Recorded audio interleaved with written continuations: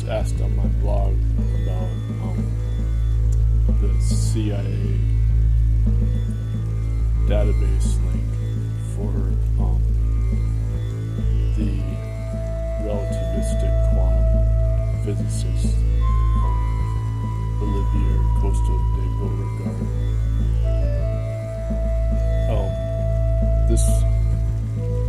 This was declassified in 2000, but then in 2016 they cataloged their database, so maybe the link got changed or something, and then so I found it again. And it's a publicly published paper, and it's in some nuclear physics database as well online. But when the CIA document has the parapsychology statements emphasized or underlined for Project Stargate, or I think it was Girl Flame at this time. The paper was published in 1978. And so,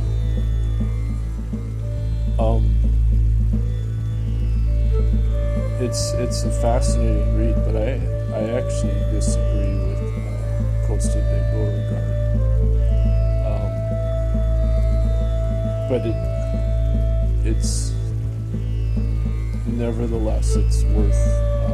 There's a lot to learn from it. But his point is that at the level of a single photon, you have symmetry.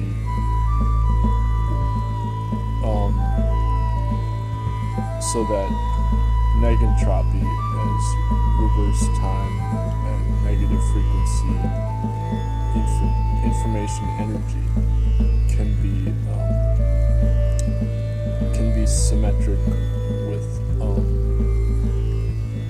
as an antiparticle with particles that we see in macroscopic reality.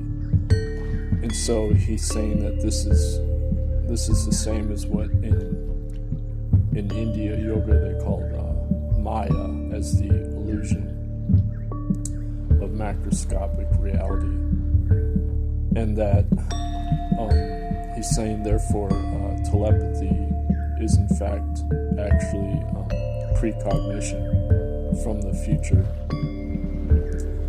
and that the key issue here is that in order for a scientist to measure the macro level, the collapse of the wave function requires a statistical repetition. And he's saying that on the microscopic level, the negentropy that's paranormal is actually what he calls organizing power as willpower. So it's not conscious cognizance. So therefore, people can have paranormal powers, but they're through the subconscious, and then the only way they manifest is by collapsing into more than one photon level. And of course, he's talking about the scientific experiments that are trying to document parapsychology. But this is not the same as somebody actually meditating, because when we meditate, we are working with coherent photons. That biophotons have been proven to be coherent laser energy, and so if you read the latest on quantum biology, like the 2016 book, Life on the Edge, by Professor John Joe McFadden and his cohort, Jim Alcali or something like that. Anyway, they emphasize that the quantum biology is based on this idea that was originally rejected in quantum physics. It was an idea promoted by Jordan, Pascual Jordan, and one of the early quantum physicists, and also in the 1920s, and then also Schrodinger as well later on with his negentropy. But the idea is basically that you can self-amplify the non-local entanglement that exists at one photon level, and then you can self-amplify it up to the quantum level in quantum biology. And this occurs then through the transduction of the biophoton into an electron energy inside the body. So it's what known as a biophoton signal. And then, based on quantum physics, the energy is directly proportional to the frequency of the light. And then, because it's relativistic quantum physics, therefore, this paranormal organizing power that Costa de Beauregard refers to is actually due to the negative frequency